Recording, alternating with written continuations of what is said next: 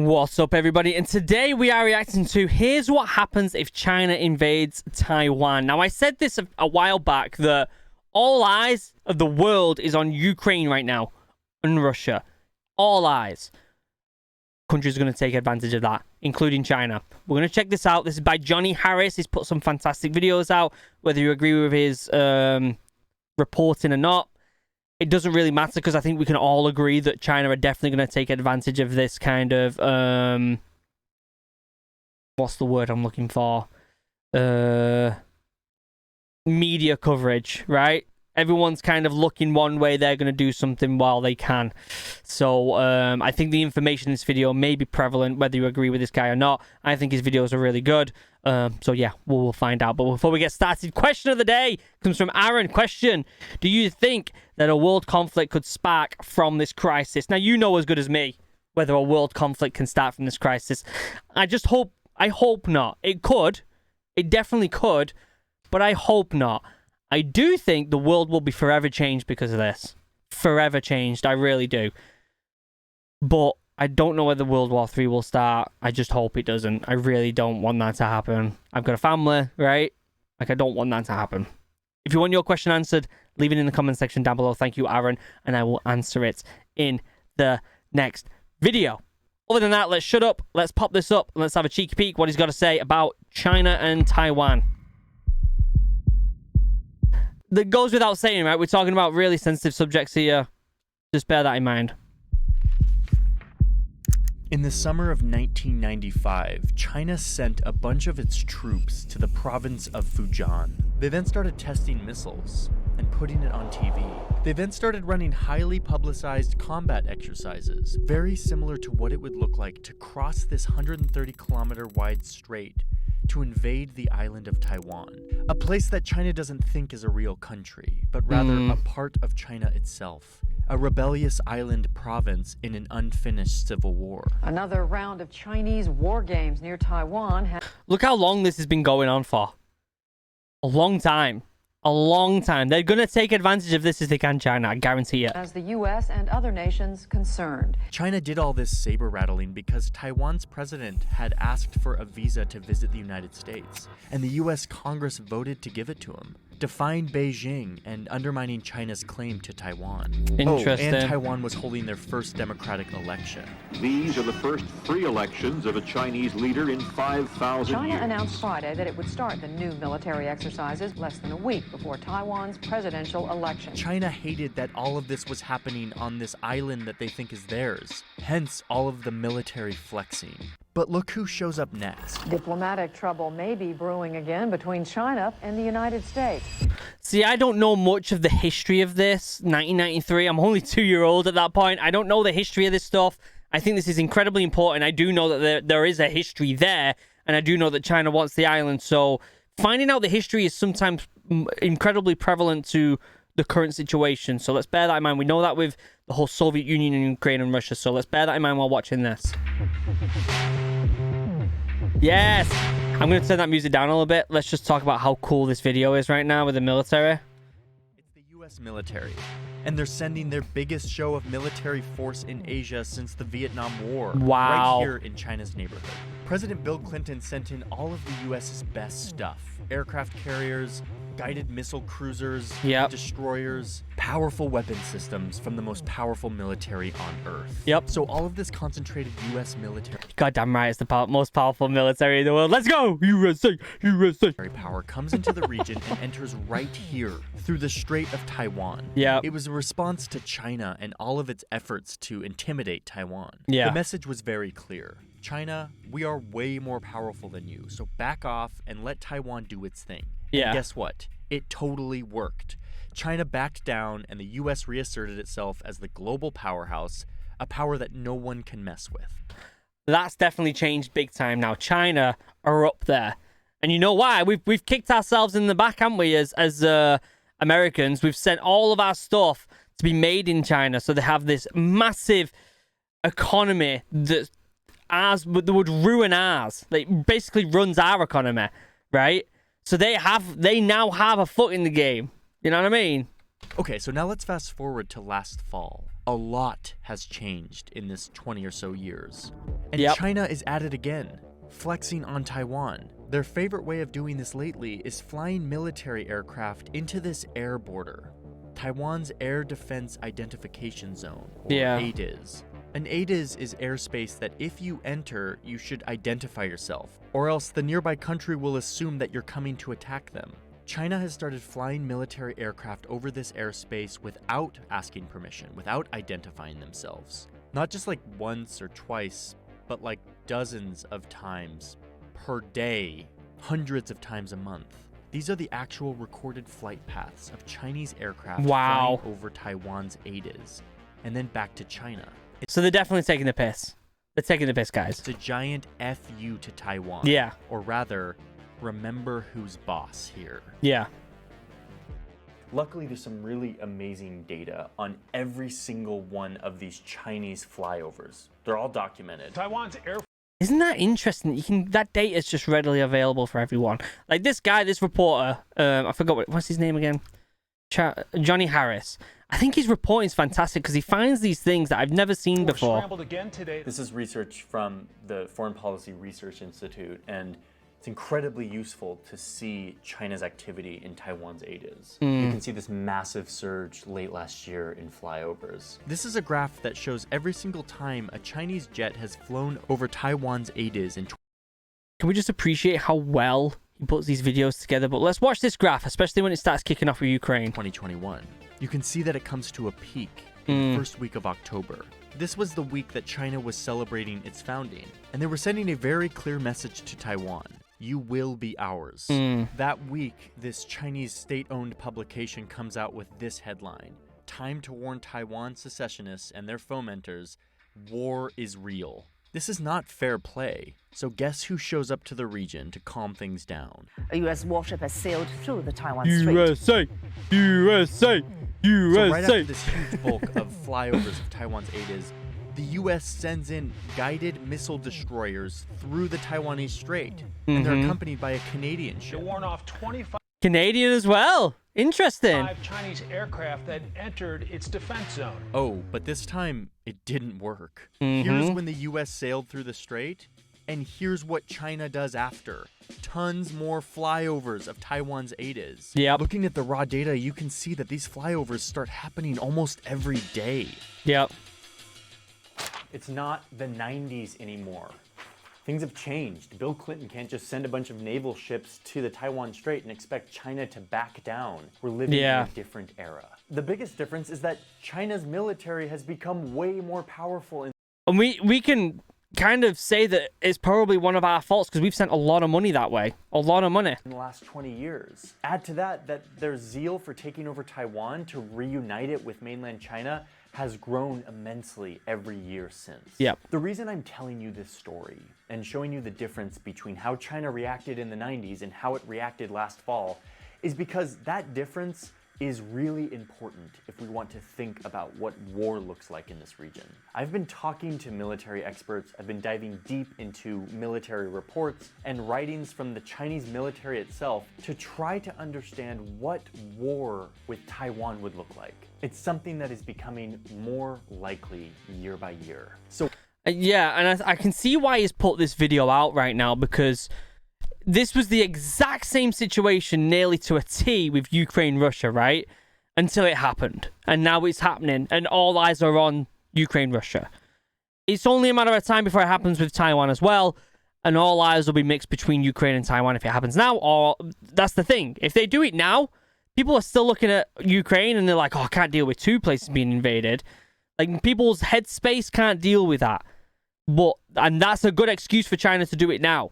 So we need to be very careful, guys, where we're pointing our, we're sticking our eyes and looking at with media right now. Okay, be aware the world is still going. All the conflicts that were happening before Ukraine, Russia, are still going on now. So be aware of that. So what's to follow is my best attempt at understanding what war in the Taiwan Strait looks like. A war that drags in the United States and its allies. War is impossible to predict. Yeah. So we don't know for sure. But what I hope we can do here is look at a scenario and learn how conflict works. and what calculations all the countries involved would have to make in what might become the next world war. I just want to make China understand that we are not going to step back. China's aggression against Taiwan is accelerating, and it's blaming the U.S. Beijing has been getting increasingly tough on Of course they're going to blame the So US. the United States would come to Taiwan's defense? So my question is, Russia are in trouble, right? Sorry, Ukraine are in trouble right now. They're not part of NATO, therefore the US aren't sending troops. Taiwan, I don't think, is part of NATO, as far as I'm aware. Maybe they are. I might be wrong there. So why would the US want to put troops on the ground if they were going to, if they invaded? You get what I'm saying? Yes and yes.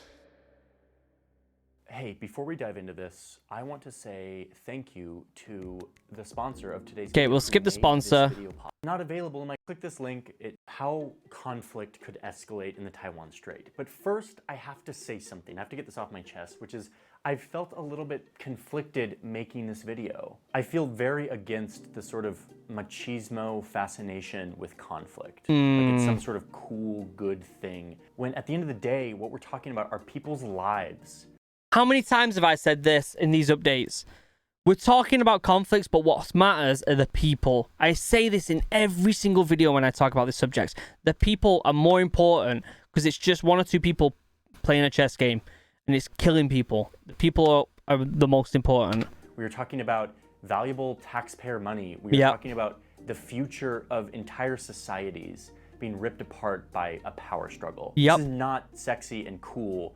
This is a nightmare. Secondly, let us all just acknowledge right now how easy it is to dehumanize China and its leaders and its military. But let me just remind you that China doesn't want war. They don't want bloodshed. They will probably try much less violent ways to try to force Taiwan to the negotiating table before resorting to all-out invasion. But the reason I want to make a video about the nightmare scenario, because even if a military has a goal for a less violent intervention, that's not how war works. People die. Conflict is very messy, and one miscalculation can lead to an escalation in the conflict. And now you have a wildfire that is out of control on both sides. It's incredibly easy for the momentum of conflict to bring us into that kind of situation.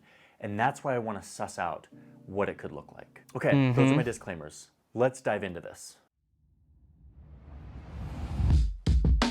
These video formats are fantastic, aren't they? I'm gonna start rolling here. I'm just 2. Okay, I'm gonna clap. Here it comes. Okay, I need to bring you over to my desk to show you some documents I've been staring at. Any invasion of Taiwan starts with this document. This is a Chinese law meant to stop any parts of China from seceding from China itself. And it mentions Taiwan.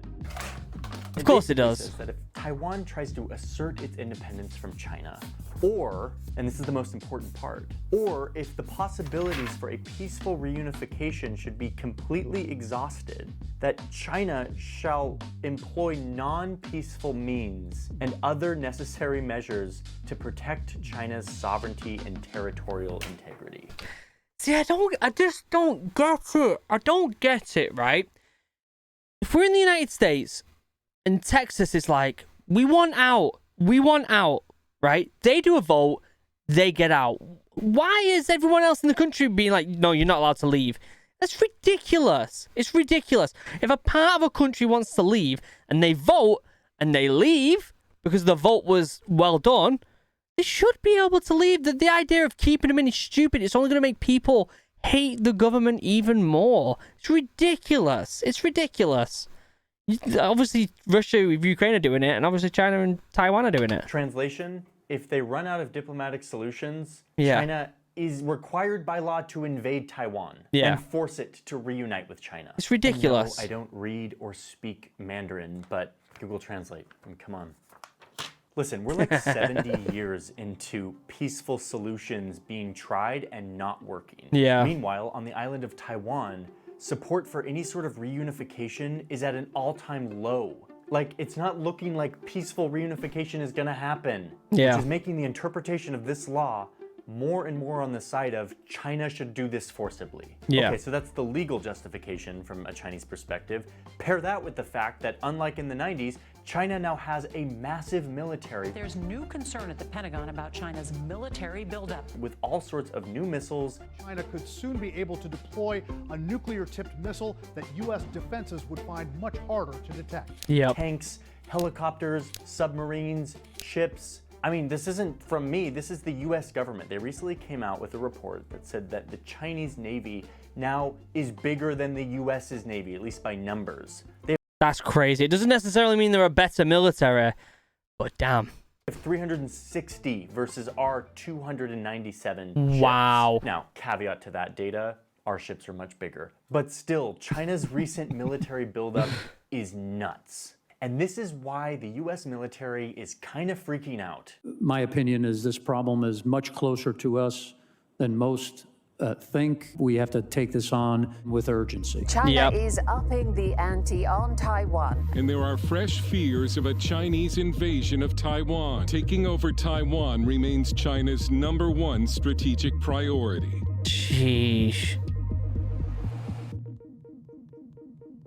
That's scary, Okay, guys. so this is the moment that a lot of you probably came to this video for, which is, what does the war actually look like? Let's say that China feels confident that the only way that Taiwan is going to join China, which is again a legal imperative, is if they forcibly invade. Blockade isn't working, negotiation isn't working. The first strike on Taiwan would likely look like just another Chinese provocative ADIZ flyover. China's done this hundreds of times, so at this point, Taiwan thinks that they're just doing another one of their routine flex our military might exercises. But this time, the fighter jet turns towards the island and begins firing. At the same time, China fires guided missiles from the mainland and deploys tons more jets. And they all start firing in a fast, highly coordinated attack. The target here is anything that Taiwan can use to defend itself. Like weapons that can shoot down planes or boats that are coming onto the island. I mean, this could be anything.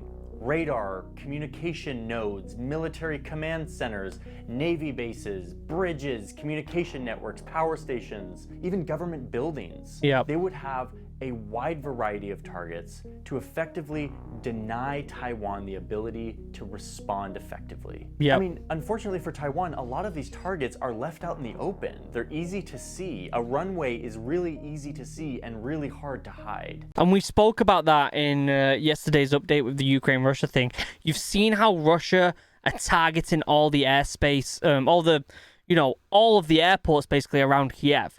They're targeting all the routes out. You'll see that. If you go and look at that live map, you'll see that exact thing happening right now, and that's what China would do. It's simple war tactics, right? This first attack would happen very quickly. One military expert, Ian Easton, put it very succinctly when he said, assuming the intent is invasion, these attacks could be expected to be concentrated in a short time frame as a prelude to invasion with no pauses other than those required for moving, reloading, and repairing equipment. Sounds horrible. So Taiwan's leaders are caught off guard and they immediately retreat underground to a command bunker where they can plan their response. Luckily, China will not be able to take out all of their military targets. Some of their aircraft hangars are deep in mountains, and some of their missile sites are really well camouflaged. They would escape the bombardment, so Taiwan would have the ability to respond. They would likely be able to get some air power into the air and fire some missiles towards mainland China to hit air bases, radar, and military batteries on the mainland. At this point, Taiwan also sends troops to their western beaches to start laying mines and preparing for an oncoming barrage of Chinese troops who are probably now on their way across the strait. Because they would have to land troops there. So that, I mean, defending always has home advantage, right? You always have home advantage. They're gonna pop mines on the ground. That's like a very obvious thing for them to do. It wouldn't surprise me if they just did other things, China, and basically just circled the country until they were like, okay, we give up, without letting them get any food or anything from outside sources. That wouldn't surprise me. Basically starving the country to death rather than jumping on the land, because they know this stuff would happen. This has all happened within just a few hours, and the US is just barely hearing about this. China has likely jammed much of the communication channels that would allow the US to have a clear picture of what's going on. Look at China compared to Taiwan. If it did happen, it would happen. Like, we wouldn't be able to stop it, unfortunately. This will slow their response time. The thing is, China has gotten really good at sending little robots up to satellites in space, their civilian satellites, to like help repair them. They could use this same technology to latch onto an American spy satellite and block its ability to view what's happening on the ground. War is so much more different now. Look at that. It's like a sci-fi thing, innit? It's like sci-fi. It's ridiculous, but that's totally the truth. That could be what happens. Yes, we're now talking about conflict in space as a feasible part of this scenario. Yeah. So the US is trying to get up to speed. The US president and military leaders now have to decide how they're going to respond. Are they going to risk American lives to protect this faraway island? It's something that the American public broadly would not be into. Yeah. But they have to do something. They have to make a plan. Meanwhile, back over in the Strait, Taiwan's military assets are severely damaged, and China is now sending hundreds of thousands of troops and loads of supplies across this 130-kilometer stretch of water. They're using boats of all kinds, military boats, merchant boats that don't need to defend themselves because Taiwan can't respond adequately. Yeah. And each of these vessels is carrying tons of supplies and troops. But again, on Taiwan's western beaches, there are probably Taiwanese troops who have been planting mines ready for this invasion. So there's now a battle on the beaches as Chinese amphibious attackers try to hit the beaches and push back the Taiwanese defense. Yeah. We're going to continue assuming Taiwan doesn't give up and capitulate and surrender to China at this point. If that's the case, the US is now just starting to respond, likely from their bases in the region, Japan and Guam. They deploy aircraft carriers with jets and bombers, stealth fighters, as well as fast attack submarines that. But what are we able to do at that point? Let's be honest. If they're going to invade, they're going to invade. There's not much we can do about it. We're just going to have to be aware that people who invade countries often want more, right? They often get greedy. We'll focus on one thing, hitting all of these ships, the ones that are bringing stuff and people across the strait. Japan and Australia likely come in as allies to help out on this defense. And now the US and its allies are in direct combat with China. Two nuclear nations fighting each other. Yep. This is exactly what we try to avoid because we don't know where it goes from here. We don't know where the ceiling is. Yeah. War always escalates. And when there's nuclear weapons involved, that's a very scary momentum. There's even a scenario where China actually strikes first, hitting US bases in Japan and Guam at the same time that they hit their initial targets in Taiwan. That's scary. This would be a much more provocative move and would certainly bring the US full force into a war with China. So now you have Chinese troops who have pushed back the Taiwanese defense on the western beaches, and they are now moving in towards major city centers. Just have a think about where we're at in the planet right now, right? Things are so tense right now. It's almost as if something's inevitably going to happen, right? You think about all this stuff. When I was in the military, the biggest thing was Afghan. I didn't go to Afghan. I ended up doing anti-piracy, but that was the biggest thing, right? Things are so tense right now between the US, China, Russia, Europe. Oh my God. It's almost as if it's inevitable. Let me know in the comments if you agree. The US is fighting on the water and in the air, and from here it becomes impossible to predict what could happen next. Yeah. There are so many different directions. Depending on the US's tolerance for bloodshed, there could be American troops on the ground trying to push back Chinese advancements inland. But if you look at Chinese military writings on this, you'll see that as a part of this scenario, when they're thinking about it, they're not just thinking about the US and its allies and Taiwan. They also predict that India will take advantage of this moment of chaos and invade the Himalayan borders to the south. They even foresee Tibetan freedom fighters way out here in the west who have long been hostile towards Chinese rule, rising up and taking advantage of the instability to gain back control of their region. It's such a chess game, isn't it? I don't envy them high prestige like politicians who have to decide all this stuff. Because one wrong decision could cost millions of lives. You can see how this starts to unfold. Before you know it, the entire region is devolving into a war that threatens to engulf many more countries. Hundreds of thousands of lives. And this is where I want to stop, because from here it just becomes so speculative as to be completely useless. Yeah. But I tell you this scenario of a potential invasion of Taiwan, not because it's the most likely, it's actually not. The more likely situation is China will pressure Taiwan through blockades or through other painful pressures that will get them to come to the negotiating table. I tell you this because this scenario is still absolutely a possibility. And it's even, I don't know when he recorded this, but it's even more a possibility now because of Ukraine, Russia. Eyes are away. Supplies are in a different area. Like, things are happening somewhere else, which gives them an advantage to do things quietly. What's scary to me about all of this, and I've said this a bunch, but I'm just gonna keep saying it. Once something like this starts, it's really hard to reverse it, to put the cat back in the bag. Yep. No one's in control. That's a concept that's really hard to get your head around if you didn't live through a global war. We live in an international system that feels like it has rules. We have the UN, we have treaties and conventions, we have global trade. It feels like there's some sort of order. But let me remind you that that's because we live in the most peaceful time in human history. This long peace where few people alive today witnessed what it looks like when two powerful countries clash in all-out war. Yeah. It usually happens when some powerful leader feels strongly that he deserves land that the rest of the world says isn't his. So he uses his big, powerful army to go take it. And in the process, he sparks a horrible tragedy. And while I hope more than anything that doesn't happen in this case, we have to remember how commonplace it is. I think he's putting this statement absolutely beautifully, and he's totally right. Like, it's a domino effect, right? You've got these greedy politicians who want more and more and more. Greed. It's always greed. It's almost as if it's just human nature, right? It probably is just human nature to just want more and more and more and be the top dog when you just don't need it. And that the peace between these big powers is actually the outlier here. I really hope that we are past needing to resort to this version of conflict to settle our disputes at this time in our history. But I'm not totally convinced that we are yet. I don't think we are. China and Taiwan, this specific case, is the best thing to look at to test whether or not we can. We can talk about it. We can find creative ways to solve this instead of resorting to the thing humans have done forever, which is just fight each other and see who wins. Yeah.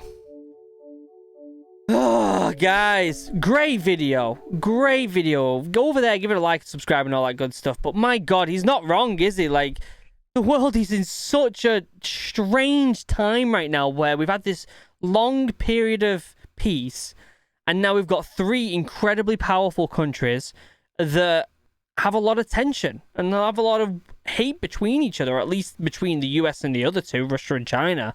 There's a lot of hate there. And it's just a matter of time before something happens. And maybe the whole Ukraine-Russia thing is literally the seed that sprouts a war, right? I hope to God it's not. I honestly hope it's not, but who knows? Let me know what you think in the comments down below. I'll do another update in the next couple of days. We're currently traveling towards Texas, so I'll do an update when I can about the Ukraine-Russia thing, especially if things get worse. Look out for that. Other than that, members, you're beautiful. I love you. Thank you for supporting the channel. I wouldn't be making these videos if it wasn't for you guys. So these members right here, you're beautiful. Thank you. I appreciate you. Merch down below. Check it out. Buy something. You get a video sent to you by me. And obviously go and check out the OG video. Fantastic video right there. Other than that, I love you all. Have a wonderful day. Goodbye.